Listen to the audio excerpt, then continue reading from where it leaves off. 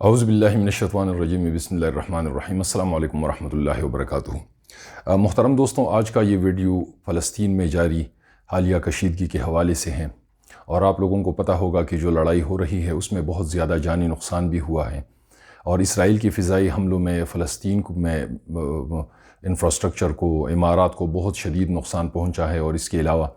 بہت زیادہ شہادتیں بھی ہو رہی ہیں، مرد، خواتین، بوڑھے تو ایک طرف، لیکن بچے بہت بڑی تعداد میں شہید ہو رہے ہیں، اور اعداد و شمار کے مطابق، میڈیا رپورٹس کے مطابق ہر 10 منٹ میں ایک بچہ فلسطین میں شہید ہو رہا ہے، اور ایسے خاندان بھی ہیں کہ ان کے تمام بچے، 3 4 بچے ایک ایک خاندان کے شہید کر دیے گئے ہیں۔ ہسپتالوں میں بجلی، آکسیجن، دوسری کوئی ضرورت کی چیز میسر نہیں ہے، پانی تک بند کر دیا گیا ہے۔ مطلب یہ ہے کہ فلسطینیوں کے ایک قسم کی نسل کشی جاری ہے، اور عالمی برادری اس وقت خاموش تماشائی کا کردار ادا کر رہی ہے، خصوصاً مسلم ممالک۔ غیر مسلم ممالک میں پھر بھی آوازیں اٹھ رہی ہیں، سرکاری سطح پر ڈپلومیٹس اور لیڈرز اور اس طریقے سے جو رولرز ہیں وہ بھی آواز اٹھا رہے ہیں، اور اسرائیل کے خلاف بیانات دے رہے ہیں، تقریریں کر رہے ہیں، لیکن عالم اسلام پہ یا مسلمان ممالک پہ کا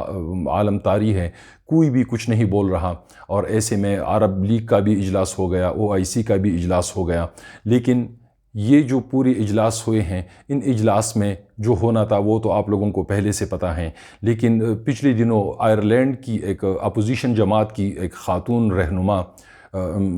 مس لو میک ڈونلڈ نے جو ایک تقریر کی ہے، تو اس کا ایک ایک لفظ جو ہے وہ ہزاروں OIC اور عرب لیگ کے اجلاسوں پہ بھاری ہیں، کہ اس نے کل کے اسرائیل کی مذمت کی ہے، اسرائیلی سفیر کو اپنے ملک سے نکالنے کی بات کی ہے، اور بہت کچھ اس حوالے سے انہوں نے کہا ہے۔ اسی طریقے سے دنیا بھر میں مظاہرے ہو رہے ہیں، لیکن خصوصاً اس وقت غیر مسلم ممالک جو ہیں وہ اس تحریک کو لیڈ کر رہے ہیں، اور مسلمان ممالک میں سوائے پاکستان اور ترکی کے باقی کسی ملک میں کوئی ایکٹیویٹی نظر نہیں آ رہی ہے، کوئی بیداری، کوئی غم و غصہ نظر نہیں آ رہا۔ بہرحال اس حوالے سے جب ہم بات کرتے ہیں تو آج کا یہ جو ویڈیو ہے یہ بہت امپورٹنٹ ہے، اور اس میں آپ سب کی جاننے کے لیے، سمجھنے کے لیے بہت کچھ ہے۔ پہلے حصے میں ہم مختصراً اسرائیل کی تاریخ کا جائزہ لیں گے کہ اسرائیلی ریاست کیسے وجود میں آئی۔ دوسرے حصے میں ہم ان وجوہات اور عوامل کا جائزہ لیں گے جن کی بنیاد پہ اسرائیلی ریاست کی وجود کو جائز اور قانونی قرار دیا جا رہا ہے، اور پھر ہم ان کو کاؤنٹر کریں گے، اور ہم بھی اپنی دلائل اور اپنی تجزیے کی بنیاد پر یہ بتانے کی کوشش کریں گے کہ یہ جو اسرائیلی ریاست ہیں، جس کو زائنسٹ یا صہیونی ریاست کہا جاتا ہے، یہ غیر قانونی ہے، یہ ناجائز ہے، اس کا کوئی اخلاقی جواز نہیں ہے کہ اس کا وجود باقی رہے۔ تو اس حوالے سے جب ہم بات کریں گے تو آپ لوگوں سے میری شروع میں درخواست ہے کہ ویڈیو کو اول تا آخر غور سے دیکھیے اور سنیے، کیونکہ اس میں جاننے کو بہت کچھ ہے، اور یہ سب جاننا اس لیے بھی ضروری ہے کہ ہم خود بھی تقسیم ہیں، اس حوالے سے ہماری رائے بھی تقسیم ہے۔ کچھ لوگ جو ہے جیسے کہ میں ہوں یا دوسرے لوگ، ہم اس مسئلے میں فلسطینیوں کے ساتھ کھڑے ہیں، کچھ لوگ ایسے ہیں جو کہ جذباتی طور پر فلسطینیوں کے ساتھ ہیں، کچھ حقائق کی بنیاد پہ ان کا ساتھ دے رہے ہیں، ایسی بھی لوگ ہیں جو یہ کہہ رہے ہیں کہ نہیں، اسرائیلیوں، یہودیوں کو بھی روئی زمین پر جینے کا حق حاصل ہے، تو فلسطینیوں کو تحمل اور بردباری کا مظاہرہ کرنا چاہیے، اور انہیں یہودیوں کے ساتھ فلسطین میں مل جل کے رہنا چاہیے، چاہے ایک ریاست ہو، چاہے دو الگ الگ ریاستیں ہوں۔ اس طریقے سے کچھ لوگ ایسی بھی ہیں جو کہ کنفیوزڈ ہیں، جن کو سمجھ نہیں آ رہی کہ کس کی بات کو صحیح مانے، کس کی بات پہ یقین کرے اور کس کے ساتھ چلے۔ تو اس کے بعد یہ کنفیوژن انشاءاللہ تعالیٰ کی دور ہو جائے گی جب آپ یہ ویڈیو دیکھیں گے۔ جیسے میں نے شروع میں کہہ دیا کہ ہم پہلے بات کریں گے اسرائیلی ریاست کی تاریخ کے حوالے سے۔ تو اسرائیلی ریاست کے قیام کے لیے تو کوششیں بہت پہلے سے جاری تھی، اور اس کے لیے مختلف ادوار میں اور وقتوں پر مختلف اجلاس بھی ہوئے مختلف جگہوں پر، ممالک میں۔ لیکن یہ ہم شروع کریں گے ماضی قریب سے، کہ جب 1917 میں پہلی جنگ عظیم کے عین دوران برطانیہ نے ایک اعلامیہ جاری کیا۔ اس وقت پہلی جنگ عظیم چل رہی تھی کہ برطانیہ کے سیکرٹری خارجہ آرتھر بالفور نے ایک اعلامیہ جاری کیا، جسے اس نے برطانوی پارلیمنٹ سے منظوری بھی دلائی، اور اس اعلامیے میں پہلی دفعہ یہ لکھا گیا کہ برطانوی حکومت عرب خطے میں فلسطین کی سرزمین پر ایک آزاد یہودی ریاست کے قیام کی مکمل حمایت کرتی ہیں اور ہم ان کو ہر طریقے سے سپورٹ فراہم کریں گے۔ یہ اس اعلامیے کے الفاظ ہیں، اور یہ اعلامیہ جب جاری ہوا تو اس کو ایک یہودی خاندان تھا اس وقت برطانیہ میں، جو کہ بہت با اثر تھا، سودی کاروبار کرتا تھا، بینکاری کے سسٹم میں ان کا بہت بڑا نام تھا اور ان کے ساتھ مال دولت بہت زیادہ تھی۔ تو اس میں سے ایک شخص تھا جس کو لارڈ روتھسچائلڈ کے نام سے جانا جاتا ہے، اور اس کا پورا نام جو ہے وہ ہے لیونل والٹر روتھسچائلڈ۔ تو روتھسچائلڈ کے نام پہ یہ اعلامیہ لکھا گیا، اور اس میں اس کو لکھا گیا کہ آپ ہماری طرف سے یہ پیغام دنیا بھر کی یہودیوں کو پہنچا دیجئے۔ یہ سلسلہ پھر چلتا رہا، اور پھر دوسری جنگ عظیم شروع ہو گئی، اور دوسری جنگ عظیم جب ختم ہو گئی اور اس میں خلافت عثمانیہ کا بھی وجود مٹ گیا اور جرمنی کو بھی اس میں شکست ہو گئی، تو برطانیہ جو ہے وہ اس نے فلسطین پہ قبضہ کر لیا، اور اس کے بعد 1948 میں وہاں پہ باقاعدہ ایک یہودی ریاست کی بنیاد رکھی گئی اور وہاں پہ یہودی ریاست قائم ہو گئی۔ یہ تھی وہ حقائق، لیکن اب ذرا پھر واپس ہم پیچھے چلتے ہیں اور کڑی سے کڑی ملاتے جائیں گے کہ اس سلسلے میں کہاں پہ کس کس نے سازش کی اور اس سازش میں کون کون لوگ ملوث تھے۔ یہ میرا ذاتی تجزیہ ہوگا، لیکن اس کے لیے جو حقائق ہے وہ میں آپ کو تاریخی حوالوں سے سامنے رکھوں گا، تو امید ہے کہ آپ بھی اس پر یقین کریں گے کہ واقعی یہ جو تجزیہ ہے یہ حقائق پہ مبنی ہے، محض جو ہے وہ خام خیالی نہیں ہے۔ جب ہم 1917 کی بات کرتے ہیں کہ 1917 میں جب یہ اعلامیہ جاری ہوتا ہے برطانوی پارلیمنٹ کی طرف سے یا برطانوی سیکرٹری خارجہ آرتھر بالفور کی طرف سے، اور اس کو نام بھی بالفور ڈکلیریشن یا اعلامیہ بالفور دیا جاتا ہے، اسی شخص کے نام پہ، سیکرٹری خارجہ کے نام پہ اس کا نام رکھا جاتا ہے، تو اسی دوران ایک برطانوی سپاہی یا برطانوی فوج کا ایک اہلکار ٹی ای لارنس یا تھامس ایڈورڈ لارنس، جس کو تاریخ میں عام طور پہ لارنس آف عربیہ کے نام سے جانا جاتا ہے، وہ عرب سرزمین پر عرب قبائل کی لیڈ کر رہا تھا اور عثمانیوں کے خلاف لڑ رہا تھا۔ یہ دو چیزیں بڑی امپورٹنٹ ہیں اور ان کو آپس میں لنک کر دیجئے۔ 1917 میں برطانوی پارلیمنٹ سے جب یہ اعلامیہ جاری ہوتا ہے کہ ہم عرب سرزمین پر فلسطین میں ایک یہودی ریاست قائم کریں گے،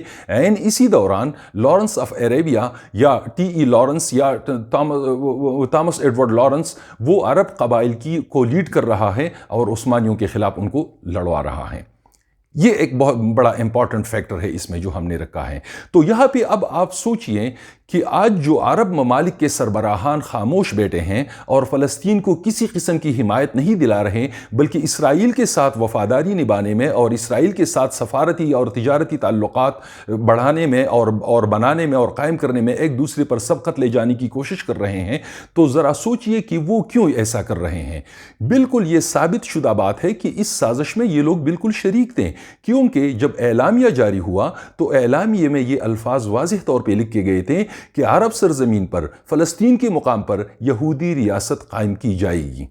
اور اسی دوران اسی برطانیہ کے ایک سپاہی کی سربراہی میں یا اس کی لیڈ میں یہ لوگ عثمانیوں کے خلاف لڑ رہے ہیں۔ اب سلطنت عثمانیہ جو ہے اس کے لوگ اچھے تھے برے تھے اس پر ہم بحث کر سکتے ہیں، وہ ایک الگ داستان ہے، لیکن جب تک سلطنت عثمانیہ قائم رہی تو تب تک فلسطین مسلمانوں کے قبضے میں رہا۔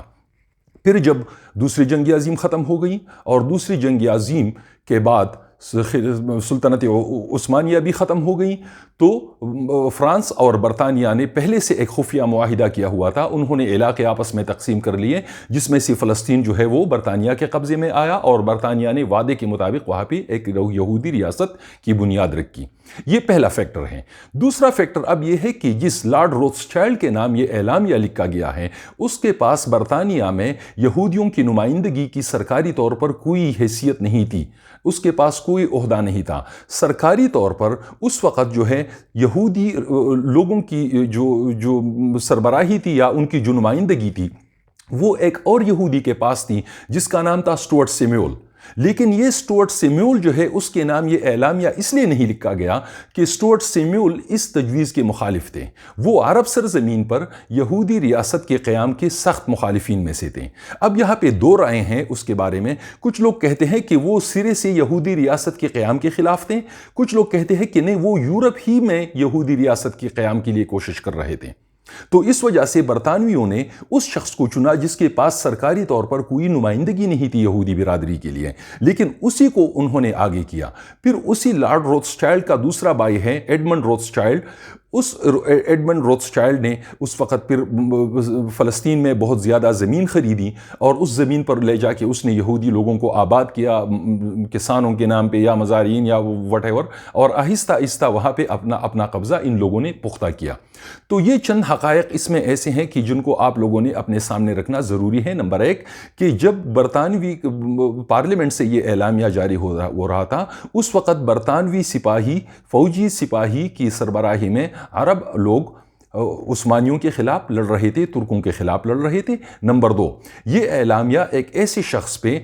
لارڈ روتھسچائلڈ کے نام پہ جاری ہوا کہ جس کے پاس برطانیہ میں سرکاری طور پہ آفیشلی کوئی بھی عہدہ نہیں تھا، کوئی بھی اختیار نہیں تھا، یہودیوں کی نمائندگی کا اختیار اس کے پاس نہیں تھا۔ اب آتے ہیں ایک اور فیکٹر کی طرف۔ جب دوسری جنگ عظیم کے بعد یہ یہودی ریاست کی بنیاد رکھی گئی، تو اس کو پھر ذرا پہلی جنگ عظیم کے ساتھ لنک کیجئے۔ تاریخ کی کتابوں میں لکھا ہے کہ برطانیہ نے یہ اعلامیہ لارڈ روتھسچائلڈ کے نام پہ اس لیے لکھا کہ برطانیہ کو اس سے مالی مفادات بھی چاہیے تھے، کیونکہ ان کا خاندان بہت امیر تھا، بینکاری نظام میں ان کا بہت بڑا نام تھا۔ ساتھ ہی اس کے ذریعے سے برطانیہ جو ہے وہ دنیا بھر کی یہودیوں کی ہمدردیاں حاصل کرنا چاہتا تھا، خصوصاً جرمنی کے اندر جو یہودی تھے ان کی ہمدردیاں حاصل کرنا چاہتا تھا، تاکہ جنگ کے دوران وہ اندر سے دشمن کا کردار ادا کرتے ہوئے جرمنی کو کمزور کرے اور برطانوی حکومت کے لیے کام کرے۔ یہ چند حقائق بہت زیادہ ضروری ہے جاننی اس حوالے سے۔ اب یہ جو ہے تاریخ مختصراً میں نے آپ سب کے سامنے رکھ دی ہے۔ اب آتے ہیں ان عوامل کی طرف اور ان کو ہم ان کے ساتھ لنک کریں گے۔ یہ جو میں نے تاریخ کی 2-3 واقعات آپ کے سامنے رکھے ہیں، ان کو ہم لنک کریں گے اور ایک ایک کا ہم اب جائزہ لیں گے۔ اب ہم جب یہودی ریاست کی طرف آتے ہیں تو اس کو بہت سارے یہودی ہیں دنیا میں کہ وہ اس کو یہودی ریاست نہیں مانتے، یہودی نہیں مانتے۔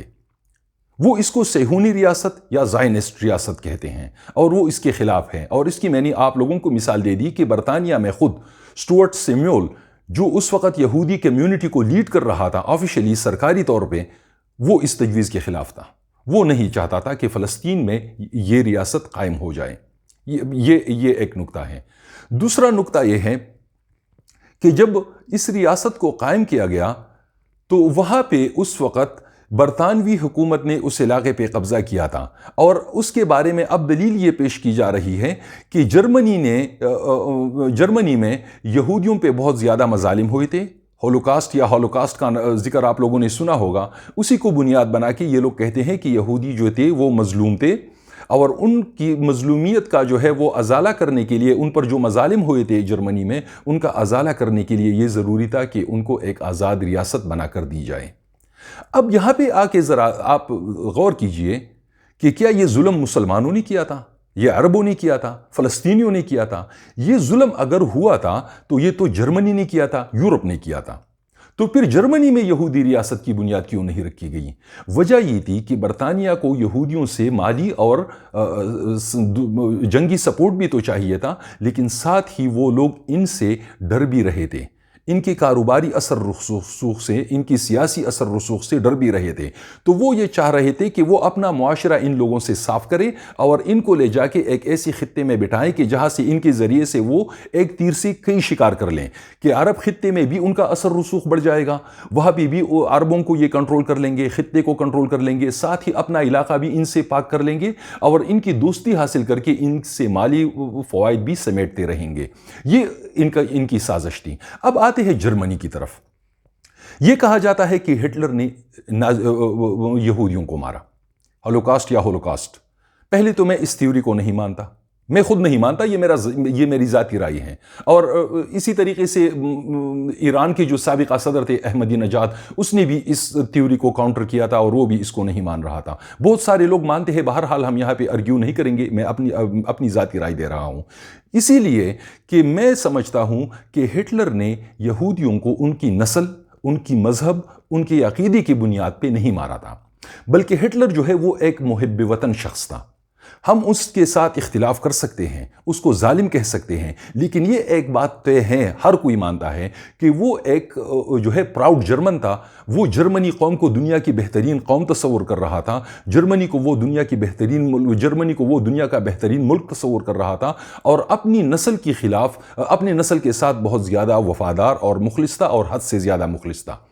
پھر جب 1917 میں جب یہ بالفور ڈکلیریشن پہلی جنگ عظیم کے دوران یہ آیا تھا، تو اس وقت یہ تاریخ کی کتابوں میں لکھا ہے کہ برطانیہ نے اس کے ذریعے سے یہودیوں کی ہمدردیاں حاصل کرنے کی کوشش کی تھی، اور وہ ہمدردیاں کچھ یہودیوں کی ان کو مل گئی تھی۔ یہ لوگ جرمنی میں رہتے ہوئے برطانوی حکومت کے لیے اور برطانوی اتحادیوں کے لیے کام کر رہے تھے، اور جرمنی کے خلاف یہ لوگ سازشوں میں مصروف تھے۔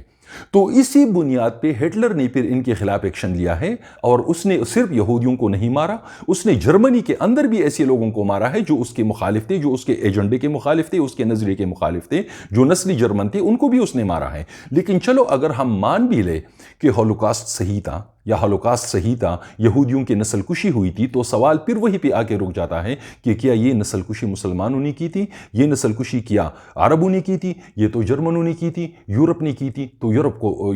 چاہیے تھا کہ وہ یہودیوں کو کمپنسیٹ کرتے۔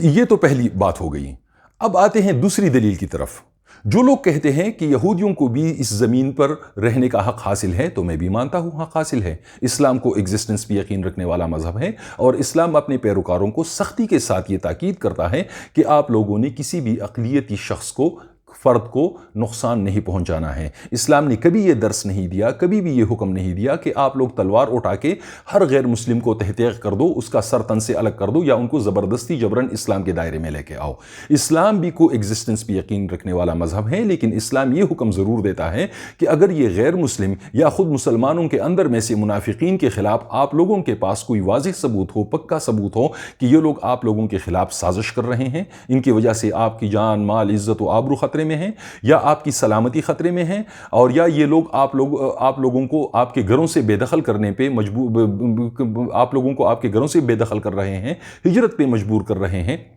یا ایسے دوسرے حالات ہیں، یا آپ لوگوں پہ کلی جنگ مسلط کی ہے، تو پھر اسلام کہتا ہے ان کے ساتھ لڑو، اور تب تک لڑو کہ جب تک یہ لوگ ہتھیار نہ ڈال دیں، اور یا ان کو پھر مارتے رہو جب تک کہ یہ ہتھیار نہ ڈال دیں۔ لیکن اسلام نے یہ نہیں کہا کہ آپ ان سب کو مارو۔ میں بھی یہ مانتا ہوں کہ یہودیوں کو بالکل اس روئی زمین پر جینے کا حق حاصل ہے، ہندو کو بھی حاصل ہے، عیسائی کو بھی حاصل ہے، ہر ایک کو حاصل ہے، دہریہ کو بھی حاصل ہے، مسلمان کو بھی حاصل ہونا چاہیے پھر۔ لیکن اس کے لیے یہ طریقہ نہیں ہے کہ آپ انجسٹس کو جو ہے وہ بنیاد بنا کے جسٹس کرو۔ آپ یہ نہیں کر سکتے کہ یہودیوں کو جینے کا حق دلانے کے لیے آپ فلسطینیوں سے جینے کا حق چھین لو۔ فلسطینیوں کی گردن پہ پاؤں رکھ کے اگر آپ یہودیوں کو آکسیجن فراہم کرنے کی بات کر رہے ہو تو یہ ظلم ہے، یہ انصاف نہیں ہے۔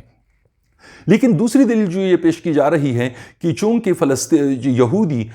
ہزاروں سال پہلے اسی خطے میں آباد تھے، یروشلم میں آباد تھے یا فلسطین میں آباد تھے، یہ ان کا آبائی خطہ ہے، اس بنیاد پہ ان کو حق حاصل ہے کہ ان کو وہاں پہ آباد کیا جائے۔ تو یہ بھی بہت ہی کمزور دلیل ہے، اور اس دلیل کو اگر ہم سامنے رکھ کے اصول مانیں تو پھر پوری دنیا کا جو جغرافیہ ہمیں تبدیل کرنا پڑے گا، اور سب سے پہلے یونائٹڈ اسٹیٹس، جس کو عرف عام میں ہم امریکہ کہتے ہیں، جو کہ اسرائیل کا ناجائز باپ بنا ہوا ہے اور ان کو ہر طرح سے سپورٹ دے رہا ہے، سب سے پہلے اس امریکہ کا وجود مٹے گا، کیونکہ امریکہ جو ہے اس کے نسل باشندے جو ہیں وہ تو یہ لوگ ہیں ہی نہیں جو آج کل وہاں پہ آباد ہیں۔ یہ گوری چمڑے والے جو لوگ ہیں یہ یہاں کے امریکنز تو نہیں ہیں، ان کی ہسٹری آپ دیکھیے، یہ تو 1915 میں وہاں پہ آ کے آباد ہوئے ہیں۔ اس سے قبل وہاں پہ جو لوگ رہتے تھے ان کو امریکن انڈینز کے نام سے یا انڈیجنس پیپل کے نام سے جانا جاتا ہے، اور اصلی باشندے وہ تھے، یہ تو یورپ سے گئے ہوئے، اور ان کی چمڑی بھی گوری نہیں تھی، وہ بھی گندمی رنگت والے تھے، ہم سے رنگ تھوڑا صاف صحیح لیکن گندمی رنگت والے لوگ تھے، اور ان کی شکل و صورت بھی ان لوگوں جیسی نہیں ہے جو اصل امریکن ہے، جو انڈیجنس امریکن ہے یا جو امریکن انڈینز ہیں۔ ان کی نسل ان لوگوں سے مختلف ہے۔ وہ تو امن پسند لوگ تھے، اپنے ملک میں ادھر رہ رہے تھے، تو کولمبس کے ساتھ جو ہے، کولمبس تھا کہ کون تھا وہ نام ابھی میرے ذہن میں گڑبڑ ہو رہا ہے، اس نے جہازوں میں بر کے یورپ سے یہ جو ہے وہ جرائم پیشہ لوگ غنڈے بدماش ٹائپ کے لوگ اپنے ساتھ لے لیے، ان کو لے جا کے وہاں پہ آباد کیا۔ یورپ نے ان لوگوں سے بھی اپنا پیچھا چھڑایا، جان چھڑائی۔ ان لوگوں نے جا کے وہاں پہ جو آبائی باشندے تھے اس علاقے کے، جو نسلی باشندے تھے، ان کا استحصال کیا، ان کی نسل کشی کی۔ جس طرح سے آج اسرائیلی ریاست یا جو صہیونی ریاست ہے، زائنسٹ ریاست ہے، اس کے لوگ جس طریقے سے فلسطینیوں کی نسل کشی کر رہے ہیں، اسی طریقے سے ان لوگوں نے وہاں پہ امریکہ کے اصل باشندوں کا استحصال کیا، ان کی نسل کشی کی، ان کے ساتھ جنگیں لڑی اور ان کو بالکل دیوار کے ساتھ لگا دیا، اور یہ امریکہ پہ قابض ہو گئے۔ تو یہ امریکہ کے اصل لوگ نہیں ہیں۔ تو اگر ہزاروں سال پہلے کی بات ہم اٹھاتے ہیں تو پھر ہم پہلے 1915 میں جائیں گے، ماضی قریب میں جائیں گے، اور اس اصول کے تحت پہلے جو ہے امریکہ کی گوری چمڑے والے لوگوں کو واپس یورپ چلے جانا چاہیے، امریکہ کو خالی کر دینا چاہیے جو کہ یونائٹڈ اسٹیٹس ہیں، اور وہاں پہ وہ لوگ جو اصلی باشندے ہیں، جو کہ اب بھی امریکہ میں شاید تھرڈ کلاس شہری کی طرح سی زندگی گزار رہے ہیں، امریکہ ان کے حوالے کرنا پڑے گا۔ تو پھر ہم اس اصول کو مانتے ہیں، لیکن یہ اصول ایک اور طریقے سے بھی بہت ہی زیادہ کمزور ہے۔ وہ اس لیے کہ اگر ہم ہزاروں سال پہلے کی بات کرتے ہیں تو یہ مذاہب جو ہیں، یہ تو دنیا میں جو بھی مذہب آیا ہے وہ پھیلا ہے دنیا بھر میں۔ اسی طریقے سے جب اسلام اس دنیا میں آیا تو اسلام کے ساتھ کوئی نئی مخلوق نہیں آئی تھی آسمان سے، وہی لوگ تھے، اسی زمین پہ رہنے والے وہی لوگ تھے۔ قرآن پاک میں ان کے بارے میں ارشاد ہوا ہے، هو الذی بعث فی الامیین رسولا منہم یتلو علیہم آیاتہ۔ تو اللہ تعالیٰ کہتے ہیں میں نے انہی میں سے، انہی ان پڑھ لوگوں میں سے، انہی میں سے ایک رسول ان میں بنا کے بھیج دیا جو میری آیتیں ان کو پڑھاتا ہے۔ تو رسول بھی انہی لوگوں میں سے تھا، اس نے پھر انہی لوگوں میں تبلیغ کی، اور وہی لوگ تھے جو یا مشرکین تھے، یا عیسائی تھے، یا آتش پرست تھے، یا جو ہے سورج پرست تھے، یا جو ہے اس طریقے سے وہ یہودی تھے۔ انہی لوگوں کو تبلیغ کر کے انہوں نے مسلمان بنایا اور ان کو اسلام کے دائرے میں لے کے آیا۔ تو تاریخی طور پر یہ بھی ثابت کرنا بہت ہی مشکل ہے، بلکہ ناممکن ہے، کہ آج جو دنیا بھر میں یہودی برادری ہیں، یہ وہی لوگ ہیں جو ہزاروں سال پہلے فلسطین میں رہ رہے تھے اور پھر دنیا بھر میں پھیل گئے۔ بلکہ جس طریقے سے اسلام دنیا بھر میں پھیلا ہے، ہر بر اعظم تک، دنیا کے کونے کونے تک پھیلا ہے، تو یہودی مذہب جب دنیا میں آیا تو وہ بھی ایک مذہب تھا، آسمانی مذہب تھا، اور یہ بھی ایک بہت بڑا مذہب تھا اور معروف مذہب تھا، تو یہ بھی دنیا بھر میں پھیل گیا۔ تو اب یہ کون کہہ سکتا ہے کہ یہ وہی لوگ ہیں جن کے آباء و اجداد اس زمانے میں یروشلم میں رہتے تھے؟ ہو سکتا ہے یہ یوروپین ہو، یہ ایشین ہو، یا کسی اور سب کانٹیننٹ یا کسی اور خطے سے ان کا تعلق ہو اور انہوں نے یہودیت قبول کر لی ہو۔ تو یہ دلیل بھی ہر لحاظ سے کمزور ہے، لیکن پھر بھی اگر اس کو بنیاد مانا جائے تو سوال پھر وہی ہے کہ سب سے پہلے دنیا سے یونائٹڈ اسٹیٹس آف امریکہ کا وجود مٹنا چاہیے، کہ دنیا میں استحصالی طور پہ قائم یہ تازہ ترین ریاست ہے اور سب سے بڑی ریاست ہے، کہ اس کے رہنے والے وہ لوگ ہیں ہی نہیں جو اس خطے میں رہتے تھے، بلکہ ان لوگوں کو ان کا استحصال ہوا اور ان کی نسل کشی کی گئی۔ تیسری جو دلیل ہے اس حوالے سے وہ یہ ہے کہ اگر آپ لوگ یہ کہتے ہو کہ امریکہ جو ہے وہ آج کل اسرائیلیوں کا جو ہے وہ مائی باپ بنا ہوا ہے، ناجائز باپ ہے، اور ان کو اخلاقی اور سفارتی اور ہر قسم کا عسکری سپورٹ بھی دے رہا ہے، تو پھر سوال یہ ہے کہ اگر یہودیوں کے لیے ایک الگ ریاست لازمی ہے اور ضروری ہے، تو پھر کیوں نہ یونائٹڈ اسٹیٹس میں اس ریاست کو قائم کیا جائے؟ امریکہ کو ان سے بڑی ہمدردی ہے۔ تو امریکہ بہت بڑا خطہ ہے،